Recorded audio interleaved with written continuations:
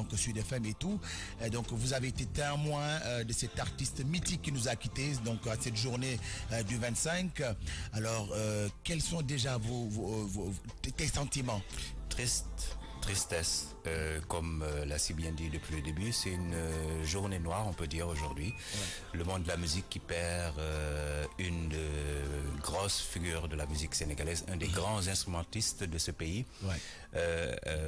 Pour ne pas citer son nom, Habib Faye, qui a été d'ailleurs grand claviste, bassiste, ouais. On peut dire producteur, compositeur, auteur-compositeur. En fait, il a touché à tous les instruments. De son doigté, de ses doigtés, nous a fait revivre notre petite enfance. Aujourd'hui, quand je repense un peu, j'ai eu à le côtoyer dans différentes émissions. Ouais. Que j'ai eu à faire sur des chaînes de télévision de la place. Je me rappelle... Quel a été ce que vous avez retenu de lui durant ces circonstances? Sa générosité. Sa générosité dans le partage du savoir. Ça, c'est vraiment ce que j'ai retenu de lui. Je me rappelle une fois, je faisais une émission avec Souleymane Gueye, je crois, trompettiste. Ouais. Et comme ça, Habib a appelé. Habib a dit, il parlait avec Souleymane. Il dit, je suis en pleine émission là. Souleymane Habib dit, non, man, demain, il y a cette émission. Pour te dire que tout à l'heure, je regardais un peu sur TFM. Ouais. Les petits moments qu'il a passés avec les petits moments qu'il a passés avec Bouba. Hein, Bouba ouais. On voyait la générosité de ce grand homme de la musique sénégalaise, ce grand bassiste, ce grand guitariste, auteur, compositeur. Alors, je ne vais pas être long. La seule chose que je peux dire aujourd'hui, il est parti, mais son son restera toujours à jamais dans nos cœurs. Nous qui l'avons connu, nous qui l'avons côtoyé.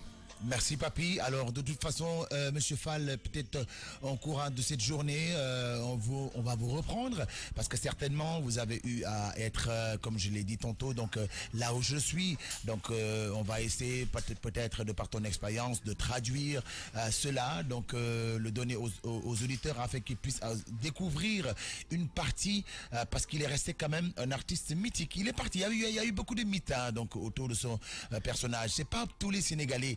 Bon, c'est vrai, le nom était connu, tout le monde le connaissait, mais personnellement, rares sont les gens qui ont eu à le côtoyer. Si, à part que tu ne fréquentes, tu as eu à fréquenter ce milieu, donc pour le connaître. Donc, moom moo tax ma ne sànq li nga wax ci nasaraan ñu jëm ko wax ci wolof, comme ça, waaw xam naa ne nag. mais monsieur Fall, tey bu ñu ñëw ci bés bi nga xamante ne muy tiis bi yàlla teg suñu kaw Habib nga xamoon ko nga am ay jaar-jaar at moom lan nga téye ci nit ki nga xamante ne tey jóge na fii. xolu yaatu. baax. mun a kaf. xarañ ci lu muy def. di jàppale ay jeunes. di leen jàngal di leen woon yoon bi nit ku baax la woon daal loolu rek la mun retenir moom lu ma mën a wax rek mooy musique am moom kenn mënu ko fàtte macha allah daal lu ñu neexoon ñun bu ñu ñëw di seetaan si Youssou Ndour ñu doon xal avant première c'est-à-dire avant Youssou di yéeg Habib di jouer ak gars yi xam nga monté band bu ndaw yooyu yëpp nit yi dañ doon tëdd di naan basse bi toujours ci biir basse bi ouais ndeysaan loolu yëpp tamit c'est des souvenirs qui nous restent. Je pense que ak génération bu bees bi ñoom Gela ouais ak ñoom Bintou elles ont adoré exactement. Avec son album aussi, son tout dernier album. Ouais. Moi, je me rappelle, maa ngi fàttaliku Diazagoré bi. Waaw. bu muy indi Marema. Waaw. waaw son bi foog naa am nga ko sànq. live bi am nañ ko. mu indi Marema di woy si benn morceau Habib bi. Franchement c'était voilà générosité bi nga doon gis ak ligne de base bi muy gunge xale bi. ndeysaan ouais. Il était passionné. Voilà, il était passionné de son art vraiment. Voilà. Il touchait à tous les instruments. Ça, exactement. C'est un génie. Et quand tu regardes bien toute la toile aujourd'hui, Facebook, il faut tourner. Habib. Non, Habib au Sénégal. Nous partagé publication. Il y a de superbes messages. Je pense que tu auras l'occasion dans ton émission d'en parler un peu. Il y a des messages, il y a des témoignages vraiment. sur la toile Facebook qui parle de ce grand homme de la musique sénégalaise, on dirait même panafricaine. Parce que, absolument. Voilà. Il était aimé partout, hein, donc il avait une dimension internationale. Exactement. En tout cas, merci Monsieur Fall. Alors Giela, bonjour Bintou. Donc nous l'avons dit, en tout cas Giela, c'est vrai que cet artiste qui nous a quittés nous a laissé des œuvres. Hein, donc à travers ces œuvres, on va rendre ça pérenne. Donc pour que les auditeurs, les fans, hein, les mélomanes puissent toujours avoir ces œuvres à travers les ondes de la 99.4. Alors aujourd'hui, quel est votre sentiment par rapport à cette mauvaise nouvelle quand vous l'avez su?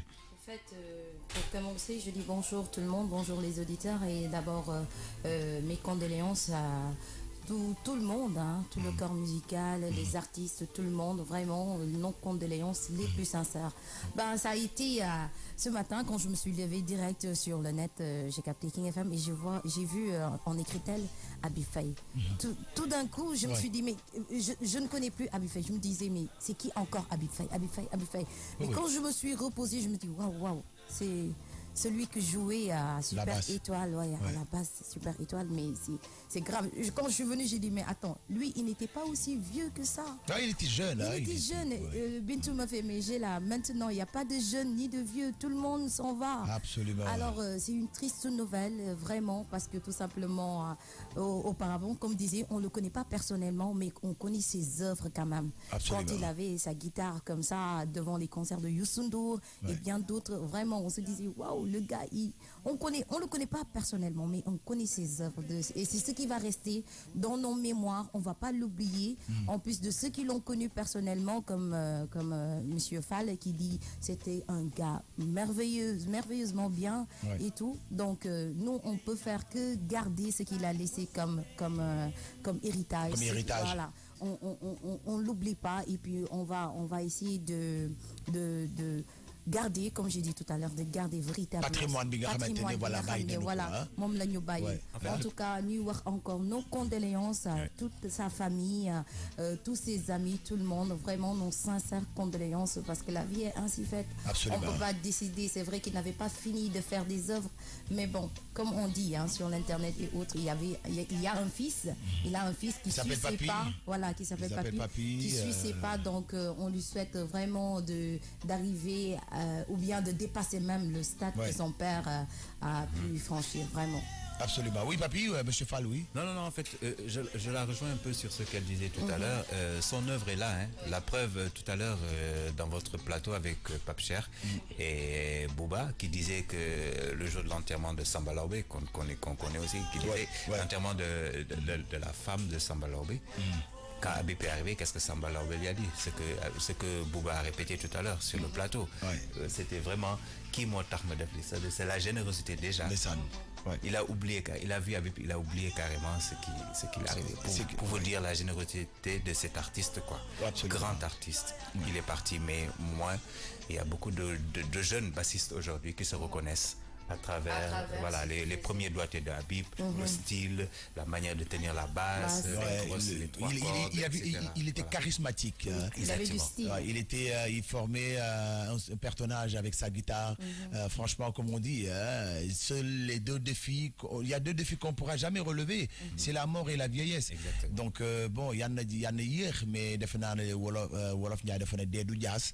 Il y en a hier, mais daal umpul kenn te du jaas te loolu defe naa ne ñun ñi nga xamante ne tey ñoo yaroo ci peggi mag ñooñu tey daal di ñuy tatagal woon ñu yoon bi nag ñu xuusta ñeme nag ndax la ñu liggéey ba ko fii defe naa ne mën nañ cee fo mën nañ cee jariñu rawatina xale yi juddu bërki démboo njaay ci juddu démb ñooñu saxatu malaak ñoo ko xam massa malak mag ñi nga xamante ne ñoo bokk nag moom génération donc c'est vrai génération boobu noonu tey Bintu defe naa ne jot nga dégg lu ñu naan lu yoon bi gàtt xam nga ne lëkk bu nee ñomba da nga naan nopp yu gudd na donc Habib loola ñàkk fekkee démbeem defe naa ne kuñ ci tàllal micro nga wax ci Habib ba nga yëgee tey tiis bi ci suba naka la def.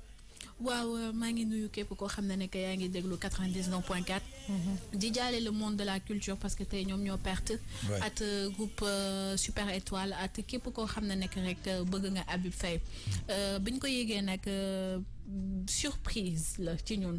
parce que dañuy ne telle personne mënul génn àdduna wala pourquoi at lu ko waral.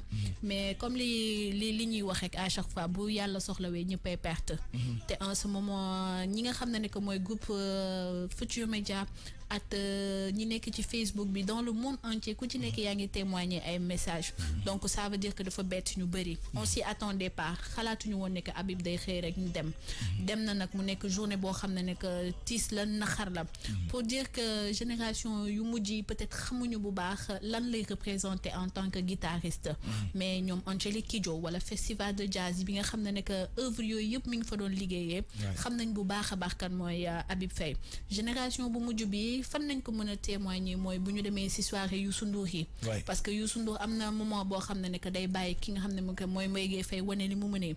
Habib Faye wane ni mu mënee. keneen ak keneen nag wane ni mu mënee. ci instant boobu nag la Habib Faye di wane partition moom par rapport ak Super Étoile. par rapport ak guitare bi par rapport ak ni muy liggéeyee. pas besoin que Youssou Ndour di woy sax moom day jël guitare am rek mu jël benn instrument wala benn son wu Youssou Ndour daal di def li nga xam ne que mooy mën-mëninam. dañuy ne il était très jeune parce que à l'âge de 53 ans nga génn ni àdduna bett nañu bëri. ba Jeune Afrique wala yeneen artistes sites yu bëri di ci bind tey ça veut dire que c'était un homme boo xam ne que peut-être que ñun ñii dañuy wax à chaque fois boo jegee sa sëriñ doo xam njëriñam mais boo ko soriwee di nga xam njëriñam bu baax a baax peut-être que Sénégal xamuñu woon vraiment kan mooy Habib Faye mais le monde entier ak témoignage yi tey gis nañ vraiment kan mooy Habib Faye. ndeysaan ba tax na loolu defe naa ne yéen ñu ni déglu ci 99.4 ñu ànd ci yéen ndax Ndakaar bi dootuma rek du ma ne Ndakaaru la yem ndax c'est au-delà de nos frontières Habib tey Sénégal du ma ne képp koo xamante ni yaa ngi ci réew mi rek defe naa boo ne Youssou Ndour da nga ci teg Mbaye Gueye Faye teg ci Habib Faye ndax Habib defe naa œuvre yi gën a mag yu Super Étoile la jot réalisé moo ko arrangé donc étant jeune bi mu ciy dugg 84 mun naa wax ne bokk na ci ñu mujj dugg waaye gis nañu njariñ bu mu am ak confiance bi nga xamante ne donc président Youssou Ndour amoon na ko ci moom ba di ko bàyyi am mu nekkoon leader donc orchestre bi du ñëpp nag ñoom ñoo am grade boobu te pourtant maguloon ci orchestre bi mais quand même amoon nañu confiance ba noppi bàyyi ko lépp kooku doon Habib donc nag bi ci kanamee dinañ ibbi ligne bi ci 88 628 99 90 et puis ñi nekk ci Facebook bi tamit dinañu nu mën a réagir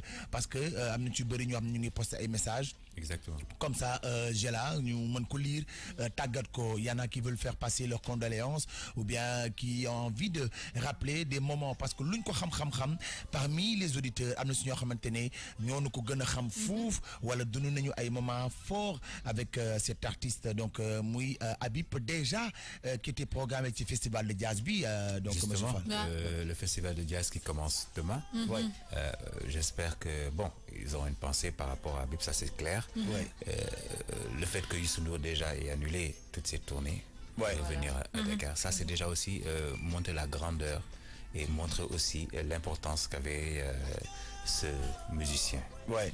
Et puis, comme je dis, les Sénégalais, je ne dirais pas, on ne connaît pas la musique jazz, mais c'est pas une musique très écoutée dans ce pays. Et lui, il aimait le jazz. Il a su quand même. Le jazz, c'est l'instrumental. Hein. Ça peut être le jazz, peut être une voix, peut être une guitare, peut être etc.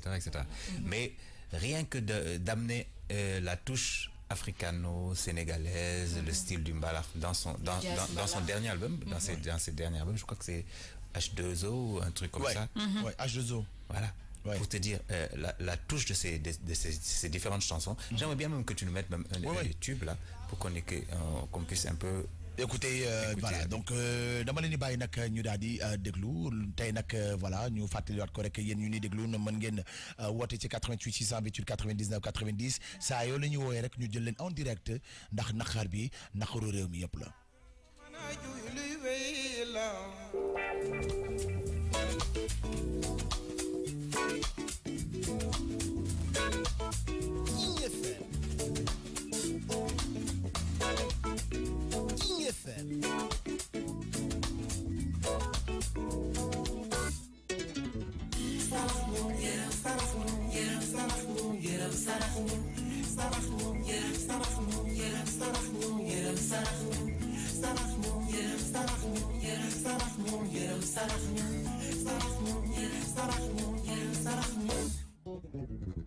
Mam yàlla may ñu ndox sunu dundee fay la ndox ñun dañuy baawu naan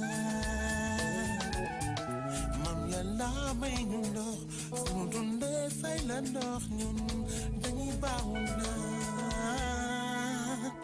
sarax ñu sarax ñu sarax ñu sarax ñu sarax ñu sarax ñu sarax ñu Mam yàlla may ñu ndox suñu dundee fay la ndox ñun dañuy baawu naan Mam yàlla may ñu ndox suñu dundee fay la ndox ñun dañuy baawu naan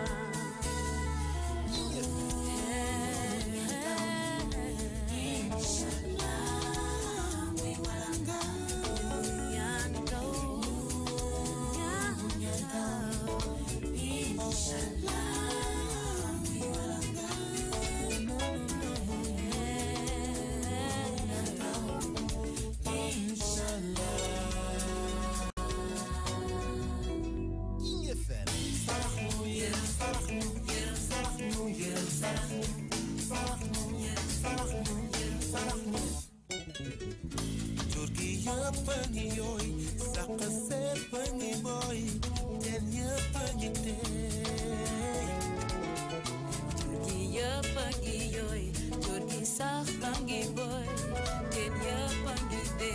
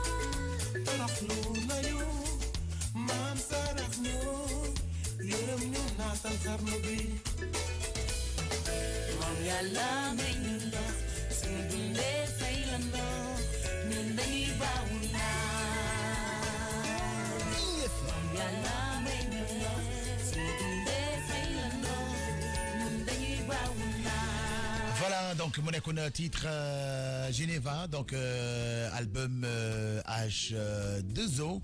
Abi Faye tey nag moom la ñuy rendre hommage donc après ku ci nekk ci yéen mën ngeen woote rek ci 88 628 99 90 ndax Dakar bi dañu naan rek réew mi la àdduna Afrique moo ñàkk ndax it nag bàyyi la woon bàyyi nañu fi doom joo xamante ni mi ngi joué d'ailleurs bassiste la donc il s'appelle Papis donc Papi moomu nag mooy joué actuellement ci orchestre Viviane d'ailleurs Zénith bi moom moo nekkoon ci kaw scène bi di joué donc comme yàlla rafetal na bam ñu bàyyil tout tànk yoo xamante ne tey mën nañoo am yaakaar ne xëy na lu bàyyam ba doon bàyyam day miti waaye na góorgóorlu rek ba doon nu bàyyam xëy na bu doonnoo bàyyam dana jéem a doon bàyyam donc ñuy wax dëgg yàlla xaar nag dinañ leen jox information par rapport ak corps bi bu yegsee Sénégal fu ñu koy suul ak yooyu yëpp incha allah amul dara loo xamante ne rek ndax Habib bi seen micro bi ñuy wax am na ci wàll ndax it nag moo ànd ak Youssou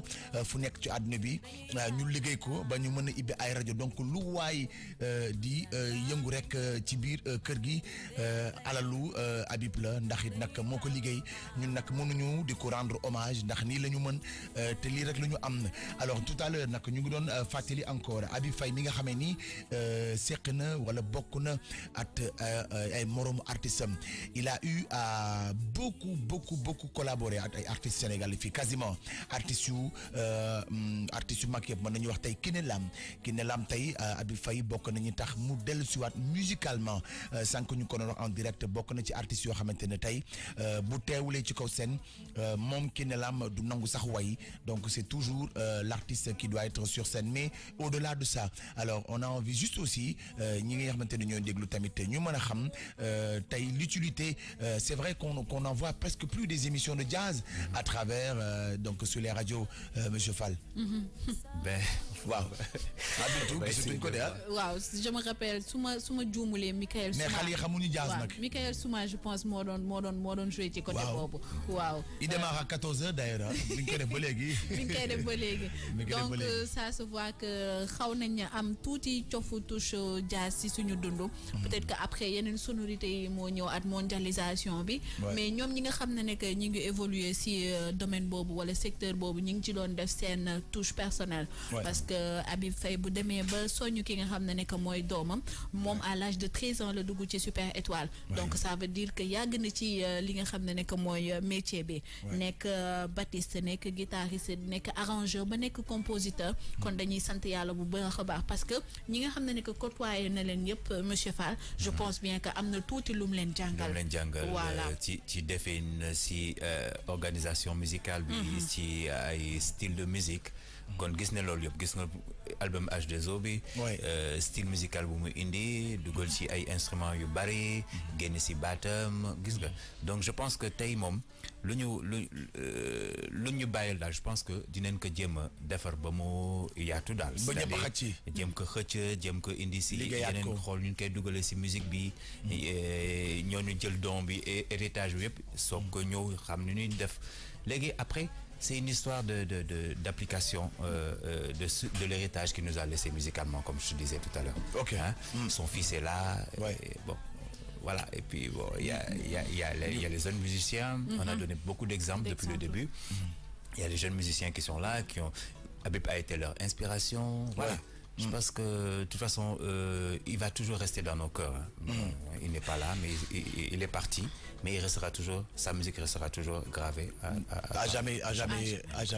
am na ci ay morceaux yoo xamante ne dinañ ko déglu ànd ci yu mu jot a def at Super Étoile dinañ ko déglu morceau bi ñu njëkk a déglu nag ci album bi H2O la bokk.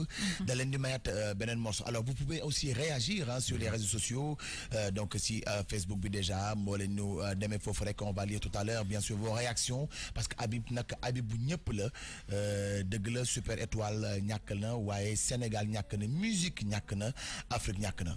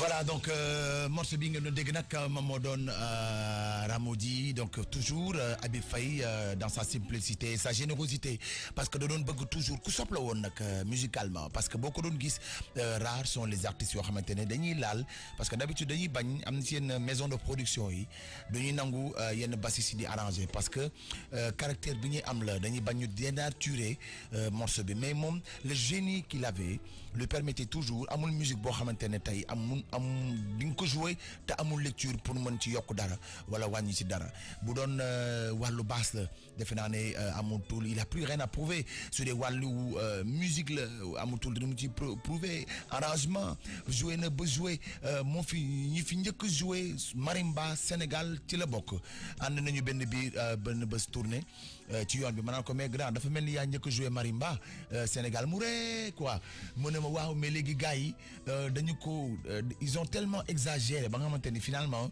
dañu foog ne musique mbalax lépp marimba la donc benn côté sax nga dégg mu naan la je suis responsable donc loolu ndeysaan mi ngi ko doon wax am na ci beneen boo xamante ni tamit anecdote bu ma jàppoon ci moom la ci wàllu musique toujours mu ne Sénégal noppi yàqu nañu booy mu ne mais my boys mais Sénégal noppi yàqu nañu ma ne ko mais grand lu tax mu ne ma non léegi gars yi musique tuñu gars yi ambiance rek mun ma ambiance rek donc xam nga dafay baax ngeen wax ak gars yi sa ma ne ko non grand ñëwal ndeysaan pour ñu place nga wax ko ci di au Sénégalais wala yenn musiciens yi mënu ma non xoolal yeneen gars yi nga jël leen mais loolu moom bëgg naa nga gëstu ci quoi xoolal jox naa la émission boobu donc loolu ça m'a beaucoup marqué et loolu c'était juste avant mu doon yëg ci benn centre culturel français la woon à Saint-Louis juste avant mu doon yëg la ma jox message boobu noonu et y a pas mal de signaux yoo xamante ne jotoon nañu ko jox à chaque fois bu ñu toogee du bëgg kenn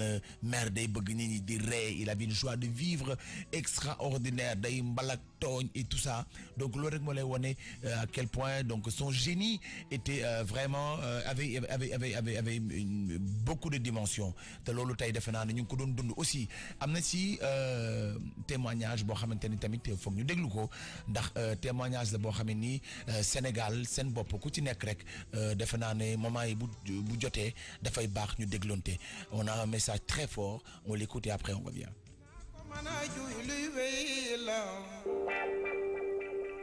aduna ko mana jooy luy wey la dama toog ba digi joor tëdd nelaw jeex King FM xel mi dem ci l'axira de moo wóor.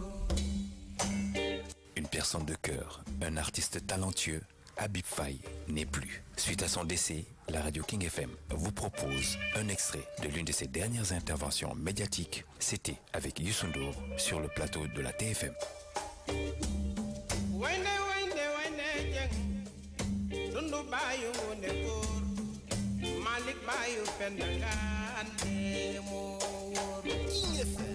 émission bi maa ngi koy rafetlu profité xam nga ci occasion bi pour baro leen ak bal sénégalais surtout dina ñaanal yàlla yow lii su xam nga bu baax yow référence nga pour man référence nga voilà yaa ma yar mooy voilà sa école laa jaar bu nekkee booy laa nekk ak yow donc je pense que lu bëri tey ci àddina su ma ko amee ginnaaw yàlla mën naa ko bokk naa ci ñi may gërëm daal. dëgg la ñoo ko bokk vraiment lii rafetlu naa ko sama daf ma yóbbu fu sore. yéen xam ngeen lu baax may wax. bien sûr voilà kontaan naa ak émission maa koy rafetlu. pour ndokkeel leen pour vraiment féliciter leen. et surtout souhaiter leen bon vent ak très bonne grande réussite. parce que loolu laa la ñaanal. seen réussite mooy sama bos. bon ay nit yu baax ngeen. foog naa lu baax la ñu seex. vraiment merci bien jërëjëf. merci ñoo ko bokk bi boobu. Babacar jërëjëf. ah mais ça quelle surprise. Habib ñu ngi lay nuyu. jërëjëf yow. ñu lay nuyu di la baalu àq di la baal àq. bi ma lay choisir. boobu ñuy liggéey ci HLM. tuddee ko Super Étoile 2. maa la jëlee école. c'est d'accord. dëgg la moo koy waaw. voilà terminal wala def examen. maa ko dagg. voilà dëgg la. ànd ma yóbbu ko. départ continuer répétition yi. ma yóbbu ko. boobu Kabou mooy jouer basse bi. mais Habib dañ ko jël double. wallaay pour mu ñëw ndax tellement qu'il était talentueux macha allah ndaw. Kraaw ñu ñëw ne ko. yéen ñaar voilà bu Kabou jouer tuuti après basse la. Kabou da daan jouer. oui Kabou moo daan basse. donc Kabou daan jouer après benn moment bu ma amee ndog-ndog. jël basse bi. waaw après c'est Habib est venu avec l'événement de Ndobin. Ndobin nga Ndobin boobu bi ñu koy def boobu Moustapha Faye bi di jouer keyboard batteur la woon Ibou Cissé clavier guitariste la woon donc yow dama la xam bu baax a baax man dama ne yéen ñëpp ci académie super étoile ngeen bokk ma leeral ko xam nga booy wax léeg-léeg dañuy kii académie moom mooy yow super étoile da nga bokk Jimmy Mbaye dafa bokk ci académie bi histoire super étoile kenn mënu leen si génne oui ma baas bi bàyyi ko ci uus bi ba mu génn fenn boobu kay dama koy diw sax lan nga bëgg ma diw ko comme ni ñuy diw sabar yooyu diw tiir wala diw tiir ko xaw ma diw ñor ko xaw ma na yow jëlal tiir bi ma jël diw ñor bi waaw kon boog jeex na ça y est bravo merci gars yi vraiment bon vent machallah jërëjëf merci beaucoup merci thank you.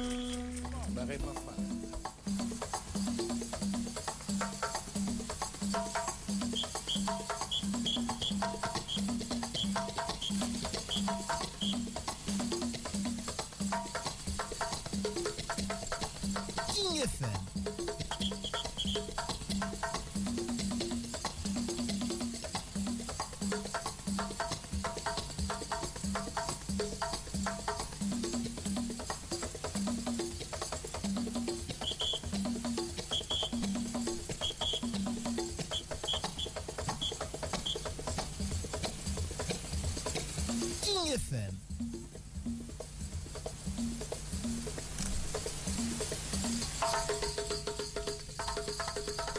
King FM.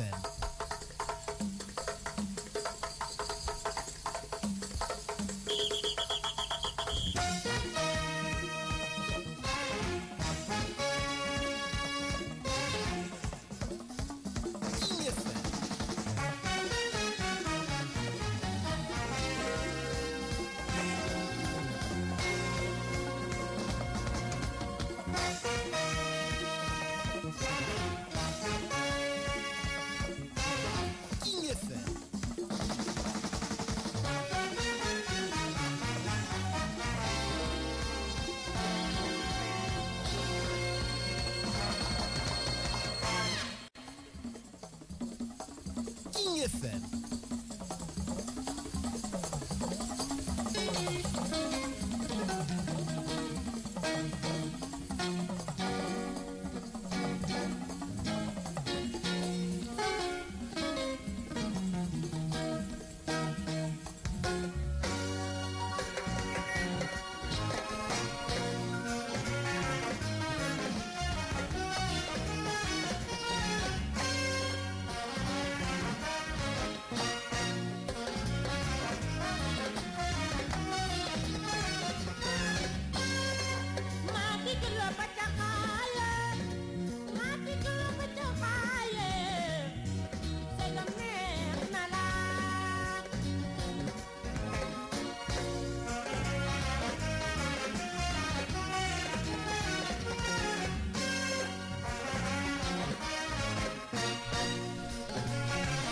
h 43 minutes sur King FM donc voilà day nag mu nekk tiis boo xam ne rek Sénégal yëpp ñoo koy métitlu vraiment donc Habib Faye doon mag ci ñëpp xarit ci ñëpp wóolare bëggoon Sénégal bëggoon musique Sénégal avancé jëm ci kanam je pense que ne yemu rek ci mbalax mi ndax ñiy def it hip hop yàgg na leen dimbali don albumu daara ji donc mos bi nga xamante ne mooy bopp sa bopp donc moom jot na ci moo ko arrangé am na ci album yu bëri yoo xamante ne tey Sénégal artistes yi ñii nañ koy déglu bés bu nekk bokk na ci ñi ko arrangé waaye nag dafa nekkoon ci ruxam rek donc loolu nag defe naa ne Bintu bu ñuy xool tey nouvelle génération bi wala xale yi nga xamante ne ñoo nar a def musique vraiment manqué nañu repère ndax repère la woon. exactement comme ni nga ko waxee sànq ba mu la ne léegi mbalax bi wala musique bi dafa bëri coow. Malheureusement si moment yi la ñuy rendre compte que telle personne avait son importance wala liggéey bi mu doon def am na njëriñ. Le pourquoi parce que sans Youssou Ndour ñu teg son wu Habib Faye rek tu sens que c'est de la musique. jarul chanteur pour que ñuy déglu musique.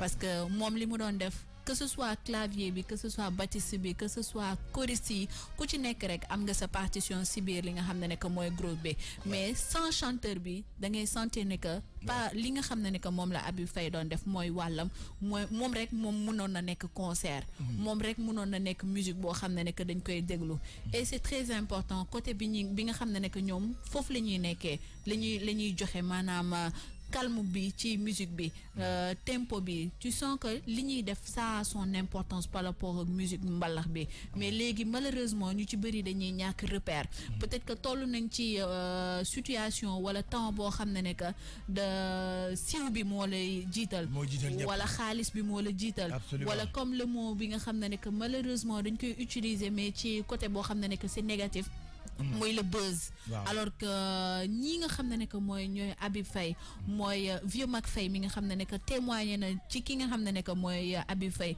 nee na c'est une référence patrimoine la ci li nga xam ne que mooy monde musical bi côté clavier côté arrangeur côté compositeur donc li ñu war a def mooy que est-ce que duñu xoolaat bu baax a baax jeunes yi di ñëw naka lañ leen mën a boolewee at anciens yi nga xam ne que ñu ngi fi parce que maa ngi fàttaliku yeewu leen ki ngeen ni koy def xel par vendredi comment il s'appelle j'oublie le nom. Perasan wala non te mu nekkoon directeur Sorano.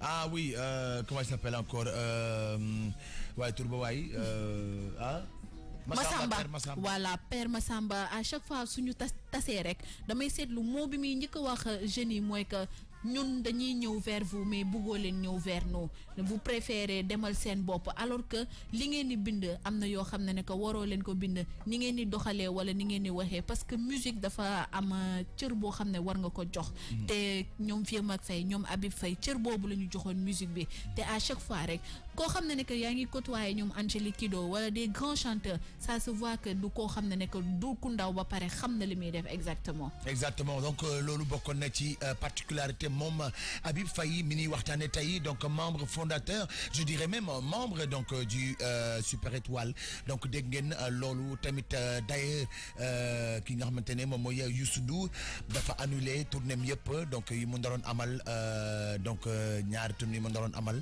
daf ko leen annulé Kigali naroon na fa tëgg defe naa Côte d'Ivoire aussi su ma juumul naroon na fa tëgg tamit dañ ko annulé donc artistes yi nag ñoom ñëpp musiciens yi ñu ngi ci avion bi di yegg si ni Dakar bu ñu yegsee ñoom ñëpp ku ci nekk rek defe naa ne daañu la jox suñu seen micro ndax kër gi seen kër la Habib Faye tey dañu ko mooñaale at yiw at yar ndax boo yaree te yiwuloo dafay kéemaane donc waaw boo amee chance aussi tamit ñi nga am yiir nga yiw ñu yar la kooku nag moom la gars yi di préféré parce que groupe Super Étoile dafa mel ni yaram rek gis nga yaram bu ci benn manqué wee wala benn di metti rek da ngay gis ne que li ci des yëpp dafay paralysé absolument waaw claviste bi Habib Faye mu nekk arrangeur nekk compositeur moom tamit am na liggéey boo xam ne que mi ngi ko doon def si Super Étoile bu génnee àdduna yoon la instant bi nii lépp luñ doon def dañ koy bàyyi parce que non seulement choc la ci ñenn ñi surprise la ci ñeneen ñi parce que nga feebar tamit ngay continuer say activités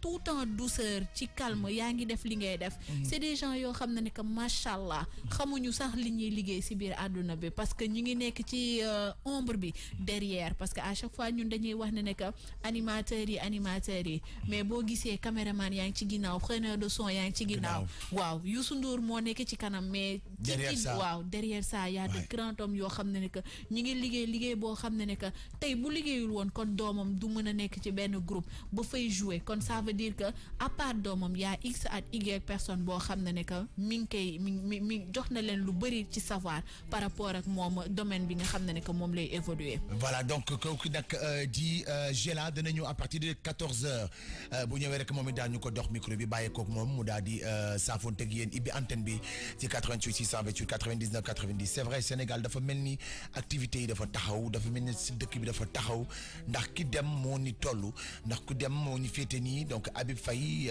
ñun ñi nga xamante ni jot nañu ko miin ba côtoyé ko jàngat yi ni am ci moom nee naa ginnaaw suba le festival de jazz di am waaye yàlla may na ma chance ba ma bokk ak moom ñu ànd dem foofa ca festival ba aller retour et donc bus bi je pense que ne tey li ñu wax yëpp dund nañu ko at moom et jot nañu waxtaan ci musique sénégalaise bi jot nañu waxtaan ci fànn yëpp mais dafa amoon toujours ay messages yu doon dellu si mooy na boy yi jàngi man sama doom sax du ma ko baal sama doom sax du ma ko il le disait tout le temps man sama doom sax du ma ko baal nit da ngay jàng dara boo ko bëggee da nga koy jàng donc na ngeen dem jàngi na boy jàngi musique ñoo xam musique léegi nag après leneen luy ñëw ça c'est après c'est un plus voilà c'est un plus mais li am solo mooy nga am base nit da ngay am base je me rappelle mu waroon dem jouer ji Suisse juste 2 jours après donc fallait qu'on rentre sur Dakar donc bi ñuy yegsee Dakar alors bi ñuy tàggatoo bis boobu dama ne ko mais grand bëgg j'aurais aimé avoir les images mu ne ma lenn rek moom mooy problème au Sénégal ba ma yàlla mayoon chaque fois bépp musicien buy génn Sénégal di dem di tëggi bitim réew dinañ la di nga boo jënd billet yi da nga ciy boole waale presse bi comme ça ñuy dem di ngeen mën ñu topp du gis ñun aussi on n'a pas le temps di lu bu ñu ñëwee jël image yu joxe et tout ça mais loolu c'est vrai que ne su ma amoon yàlla bu ma yàlla may dama ko doon def chaque fois su may dem yóbbu benn caméraman benn preneur de son benn animateur comme ça bu ñu ñëwee ñu mën am ñu nit suñu ay yëf ndax artistes yu mag yi sur le plan international dañu koy def Youssou je pense qu'à chaque fois buy def Bercy wala mu def tournée yenn yi da ci boolewaale presse bi ñu dem fekkee ko et tout ça donc tamit li mu wax loolu mat na xale yi nga xamante ne tey ñooy musique tamit bu ñuy dem ñu mën a yóbbaale ay animateur wala benn animateur boo xam ne bu demee moom it bu ñëwee dana mën a partager expérience am et loolu ça m'a beaucoup plu c'est un homme multidimensionnel non seulement qui était musicien mais en même temps qui était guide donc pour la musique africaine ne à chaque fois bu musique bi sooxee rek Habib li ñuy woo mu daal di koy lijjanti léegi nag dañuy déglu beneen morceau boo xamante ne mi ngi ko tuddee Gorée donc on l'écoute.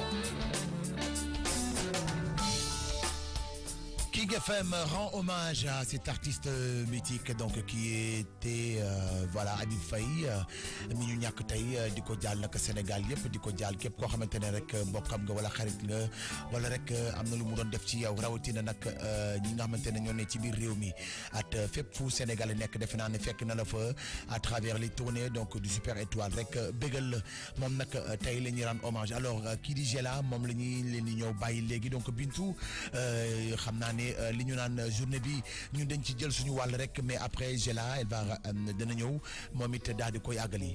waaw di bàyyi Gela ci kanam mu daal di ñëw bu ci paree ki nga xam ne que mooy DJ Cool daal di ñëw moom tamit.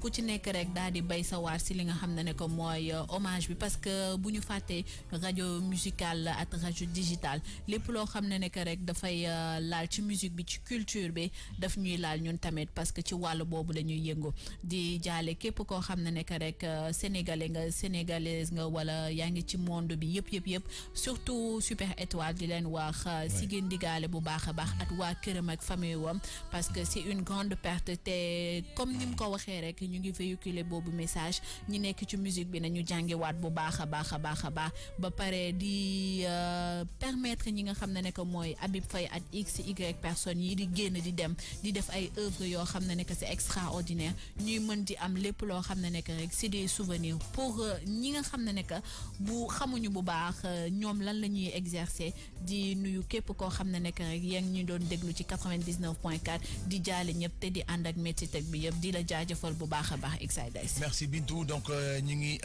teg njaal mi nag ci képp koo xamante ne yaa ngi koy déglu rek tey seen émission bi nga xamante ne dañu ko dédié spécialement donc à Habib Faye doy mag suñu nag xool yëpp a fees suñu sañoon du demee nii waaye nag yàlla bu soxlaa ñëpp ñàkk nag di ko jaal ñëpp waaye lépp loo xamante ne ci journée bi rek defe naa ne ay info ci wàllu information ngeen war ko xam par rapport ak koor bi et cetera yëpp incha allah daañu leen ko wax alors tout de suite on vous laisse avec Gela et bonne journée à tous.